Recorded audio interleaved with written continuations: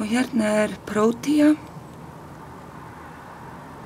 Og þetta ein af elstu plöntunum á jörðinni.